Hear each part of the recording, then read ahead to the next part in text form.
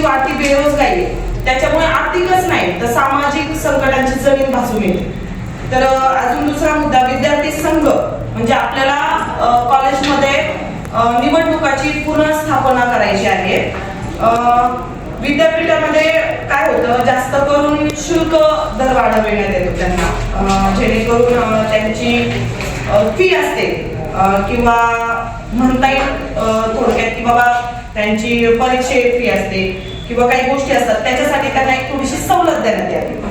आणि शिष्यवृत्ती पण बंद आहे, बॅकलॉग लागतात काही काही सब्जेक्ट, त्याच्यासाठी शिष्यवृत्ती थांबवण्यात येते किंवा स्कॉलरशिप थांबवण्यात येते. तर एसटी समाजासाठी ती शिष्यवृत्ती परत लागू करावी. इथं समाजाला नको का?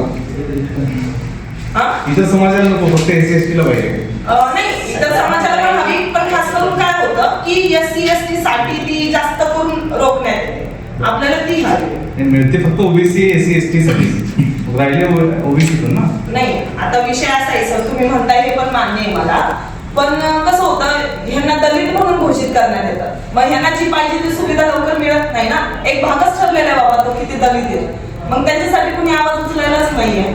मग त्यामुळे त्यांना ती हवी म्हणून आम्ही सरकारला भाग करतोय. आदिवासी, दलित, OBC विद्यार्थ्यांच्या प्रतिनिधित्वात